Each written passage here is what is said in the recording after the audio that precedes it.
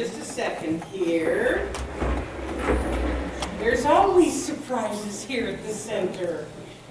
Come on, that was fun and funny. Okay, so as I said, I just returned from the Centers for Spiritual Living Convention in Salt Lake City. Salt Lake City was interesting. The weather was just like here in Calgary, surrounded by mountains. It felt very familiar. This was a time for leaders to come together, like the elders of our tribe. And by tribe, I mean people from Centers for Spiritual Living, Science of Mind, to come together to learn, to share, to celebrate. We had new doctorates, we had elections, we had opportunities to sit and chat and talk to one another. The music was through the roof. It was really wonderful. But one of the things that was the most important, excuse me, I'm going to be working hard in just a minute, so let me turn my fan on. Okay, so one of the things that was going throughout this was everybody's absolute, the only word that's coming to me is reverence for our teaching, which is called the Science of Mind. Now, some of you hear Centers for Spiritual Living, and you see us on Facebook and this and that and the other. Yes, we're all about positive thinking. We're all about metaphysics. We're all about everything. But our teaching is called the Science of Mind. The Science of Mind. It, like I said earlier, that we teach you how to think. We teach you to think, never what to think.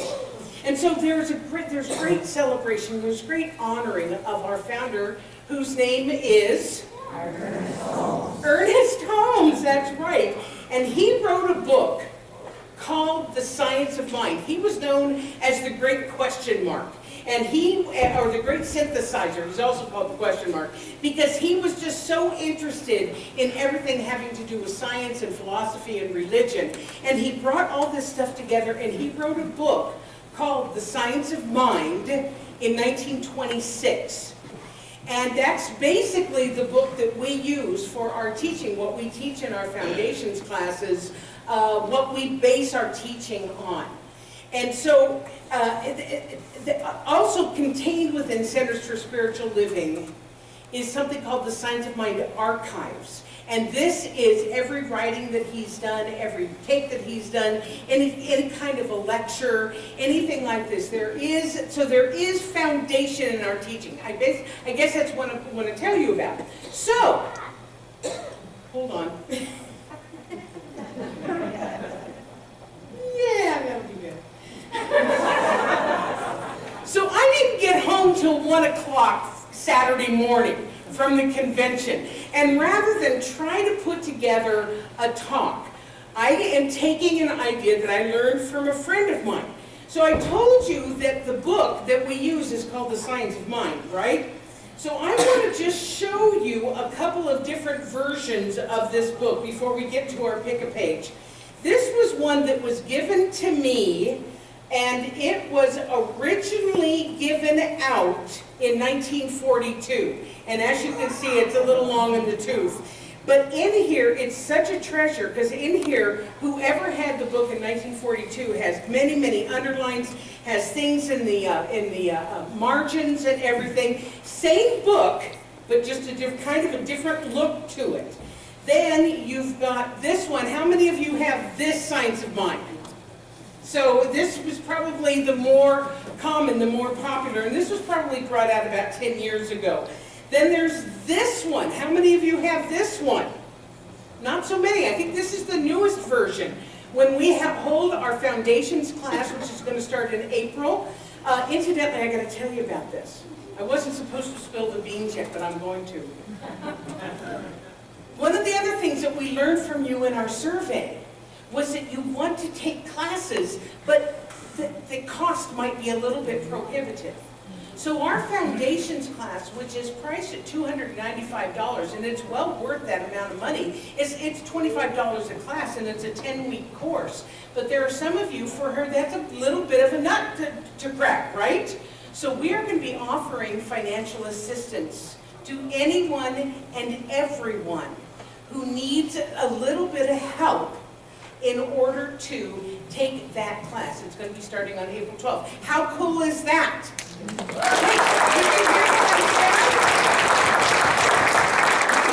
That's financial assistance. If you can't afford $295, you still get to take the class. If you can afford $100, you still get to take the class.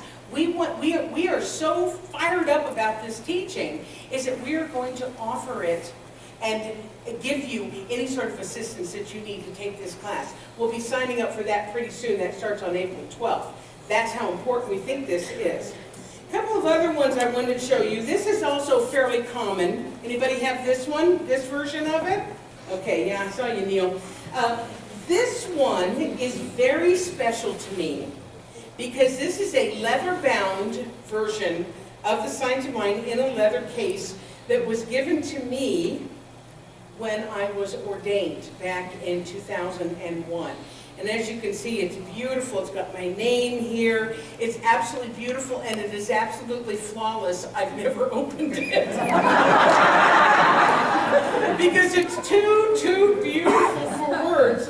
But the one that I wanted to really share with you, this is my working copy. And it too is in a case because, just in case you wonder whether I really used it. In fact, I do. And it's highlighted throughout. I can tell which class I was taking when by what color the highlights are. So you can see this is a well-used and well-working version. So I could use any of these for our experiment today, but I'm going to use this one because it's my baby and I've had it since 1988, and I just keep it going. So let me tell you what we're going to do. She says gulpingly. Often when I come back from a conference, I do something called question and answer, where you guys write out a question and I answer it extemporaneously. But I did that fairly recently, and because I didn't have a chance to prepare a talk, we're going to do something called pick a page. Between pages, this is the honest to God truth, a friend of mine suggested it, between pages 25 and 504, somebody is going to call out a page. I'm going to go to it. I'm going to say this many paragraphs, which paragraph, okay, this many lines in that paragraph, which line, and then I'm going to extemporaneously talk about it. What do you think? Holy God! So, somebody call out a page. 29. Okay, I'm going to take this one first. 29.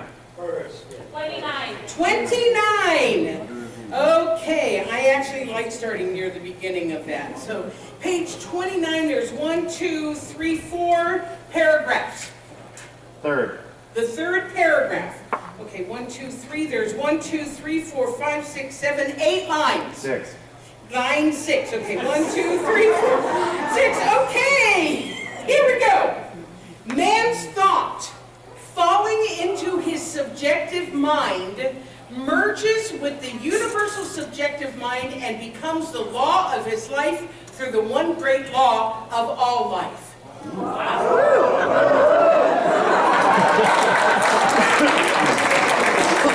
I answer that? No. Who called that out? Way up there in the top. Okay, I see you. Yeah. I see you. Okay, let's do this again. Man's thought. So by this means man, anybody is thought. Falling into the subjective mind. We have three aspects of us. We have the conscious mind, the subconscious mind, and the unconscious mind. So when we think, it gets implanted into the subjective mind, into our subjective mind. So we provide the mold, so to speak, not mold like that icky stuff that we don't want to breathe. We provide like a Jell-O mold. We provide the mold with our thought. It gets implanted into the subjective mind, and then because we are all connected, and where we are connected is via the universal subjective mind. So we've got our small subjective mind, and we have the universal subjective mind. That's where we're all connected. And so when we have a thought, it gets implanted in our subjective mind. It sets in motion through the universal subjective mind. Does this sound like a bunch of BS? It's actually true. It's a belief system. So our thought goes into the subjective mind, gets implanted in there, it merges with the universal subjective mind, which is the great doer of all things, and that great doer works with the law to bring about what we think about. Yes?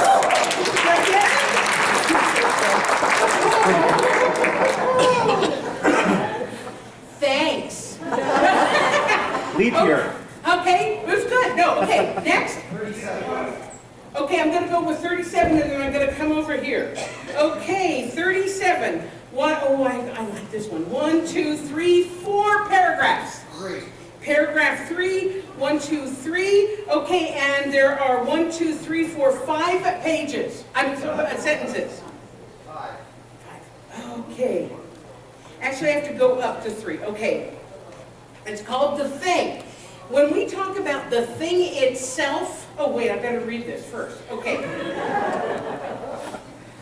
Well, no, actually I have to do the whole paragraph in order for it to make sense. The thing, meaning God, meaning the universal substance, meaning the all and everything. The thing works for us by working through us and is us always. It cannot work for us in any way.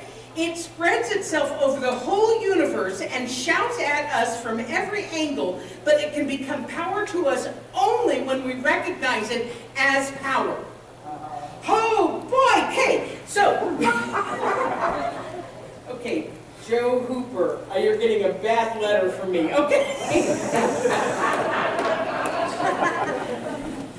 The thing works for us by working through us and is us always. Do you understand that part of it? I'm coming to sentence 5 here in a second, but I'm going to get this. The thing then works for us by working through us and is us always. What that means is when I talk about on Sundays, folks, when I say that God is all there is, I mean that God or spirit or life or energy or substance or source is all there is. That means it's in you. It means it's the chair that you're sitting on. It's the shoes that you are wearing. It's the air that you breathe. Everything comes from the one. So you have to understand that first. You have to understand there isn't God in something else. There is only God. There is only infinite intelligence. You can call it, just like our song, you can call it whatever you're going to call it, but it's all the same thing. And it works for us by working through us. We're like, this is the best illustration I can, we're like the projector. Now, scratch that. We're like the film in a projector. Remember, some of you are too young to remember old-fashioned projectors, but do you remember what they looked like? And they used to have the thing, and then there was a film? Okay, so there's the projector, which is life. Our thoughts provide the film, and spirit provides the light, the illumination that is flowing through it and out picturing out here. Did that make sense? Was that a good analogy? Okay, I thought so too, but that didn't answer the paragraph. That was the wind up to the paragraph. Okay, it can't work any other way for us. It spreads itself over the thing, it's talking about spreads itself over the whole universe and shouts at us from every angle, but it can become power to us only when we recognize it as power. So if we're giving power to something else, if we're giving power to conditions and circumstances around us and saying, my life isn't working because of this and this and this, and here's the universe saying, use me, I am here for you, I'm ready to shine the light for you, but you got to give me something useful to work with. Because it's not going to say, oh, I don't like that film. I'm not going to produce that because it's negative. It's impersonal. It's just going to shine right through, right? It's just going to outpicture whoever and whatever we are, and whatever it is that we're thinking, whatever our BS, our belief systems are. And so it's just going to do that. But unless we recognize it as that power, it appears to be haphazard. You understand what I mean by that? If we are not using it consciously, we're just using it haphazardly. One of the other, actually just right above that, why didn't you choose that paragraph? Right above that says, trained thought is more powerful than untrained thought. All thought is powerful. All thought is creative. But trained thought is more powerful than untrained thought. So when we train our thoughts, that means like we start to become like a laser, and we are using our thoughts to create what it is that we want to experience in our life. We use it, that becomes our habit, like we talked last week. That becomes our way of being, and it's laser. And we are working in conjunction, in partnership with the law. But the untrained thought, which most of us came into this teaching with, untrained thought, and most people use untrained thought. It's like, oh, blah, blah, blah, blah, blah, blah. And they're like, why does my life suck? Because it's not trained, because it's not laser focused. It's just like, oh, here I'll think this, and oh, here I'll believe this. And the law, God, Spirit, whatever you want to call it, cannot choose for you. It can only express through you and as you. Impartially. Impartially. Impersonally. So you get what you think about it.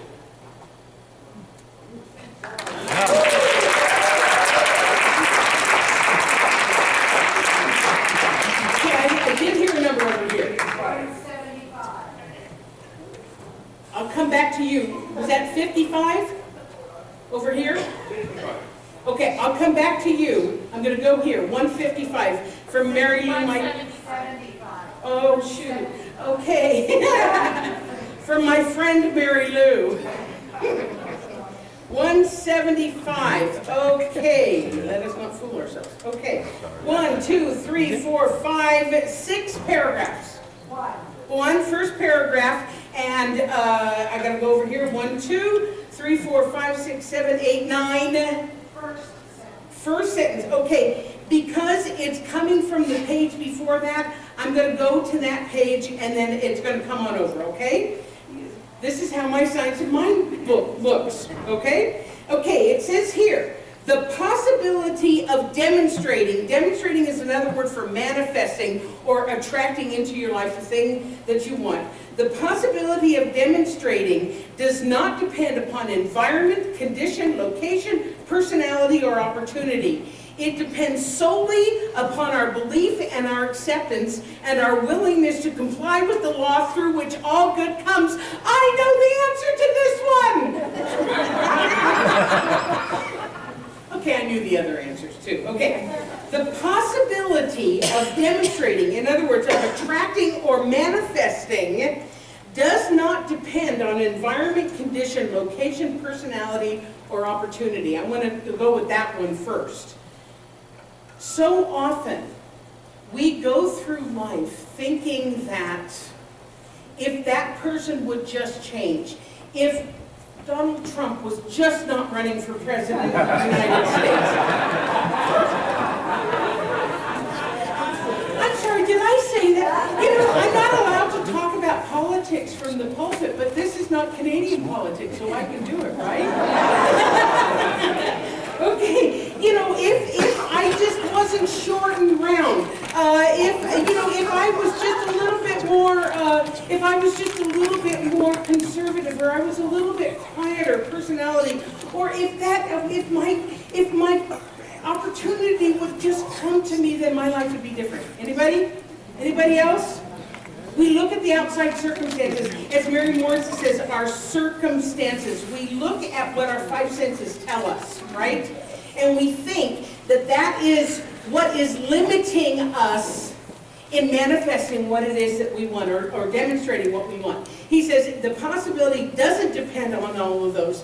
It depends solely upon our belief and our acceptance and our willingness to comply with the law from which all good comes. So I'm going to break that down a little bit. Solely because of our belief, we talk about beliefs all the time. You know, we have belief systems. We have tapes. Ladies and gentlemen, this is the scariest thing I'm going to tell you in the entire world. core belief systems were formed by age 5. That means that the world, everybody's core belief systems, because before we were 5, we didn't have any filters, right? We didn't have anything, we had no discernment. Somebody told us something and we say, yeah, okay, yeah, that's the truth. It becomes a belief system, okay? You understand what I'm saying? That means the world is being run by 5-year-olds. Is that the scariest thing? Right! Is that the scariest thing ever? Unless we do the work that we are doing to overlay onto those belief systems things that are of a higher vibration, of a higher thought, and then those core belief systems are just kind of running in the background, but they are not running our lives anymore. Because being discerning, we are choosing things that are more in alignment with the truth of our being. Because as little kids, I'm going way off on a tangent, I hope you forgive me. As little kids, we're just pure, right? We're just pure, we just into the world and everything's wonderful. That's because we've come straight through. We're straight through. We are pure beings. And then people tell us things, and without our discernment, we just accept them as truth. Let me give you a for instance. I am coming back to this, I promise, Marion. Okay, so in my family, my sister Beth was 4. My sister Peggy was 2, and I would have been just a newborn, right? So let's say 1, 3, and 5, right? And Beth is trying to get my mom's attention. And she's saying, Mom, Mama. And Mom's, doing something with me, and Peggy's over here, and Steve's off doing something over here, and da-da-da-da, and Beth's going, Mom. And my mom said to her, Beth, leave me alone. I don't have time for you right now. What parent hasn't said that with multiple children, right? Or something along those lines.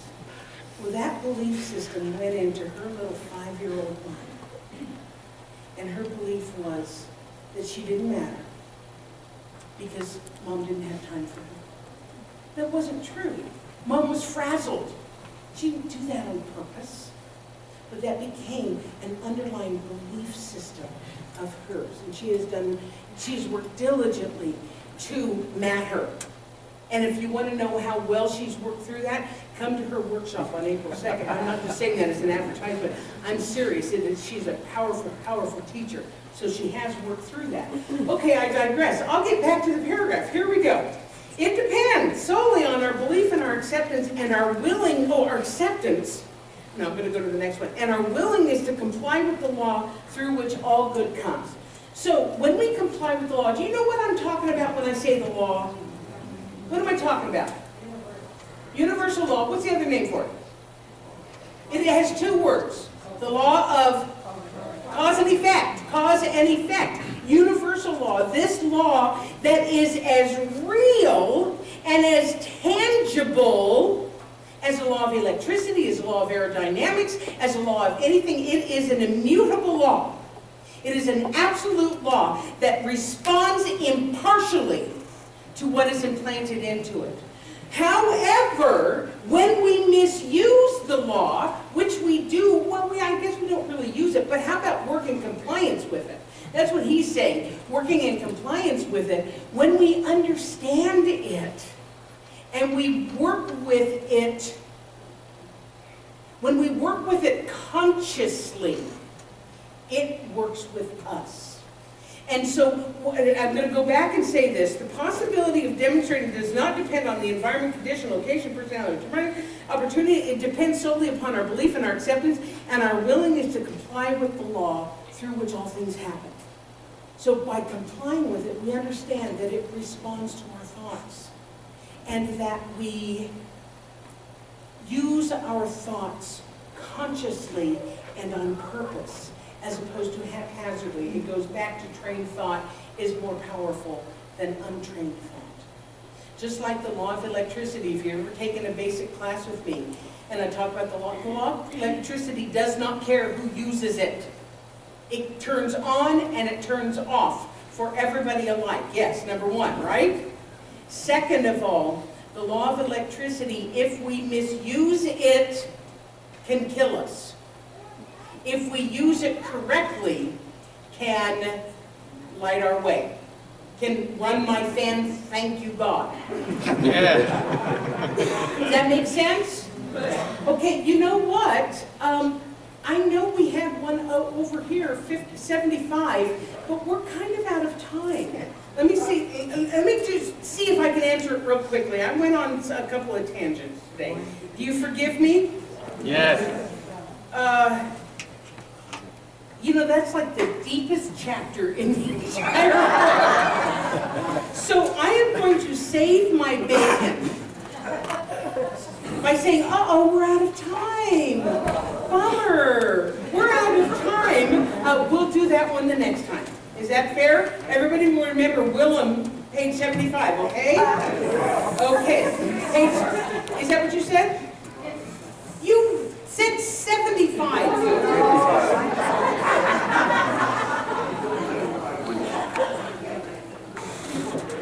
Yeah, no.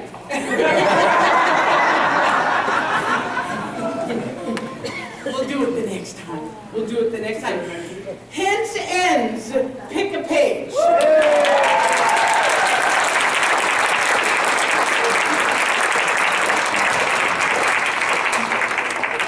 I think I like question and answer better. Okay. Thank you, everybody who called out a page. We'll do this every once in a while. It's kind of fun. Keeps me on my toes. Don't you know, when I'm the song leader and still tired from a trip,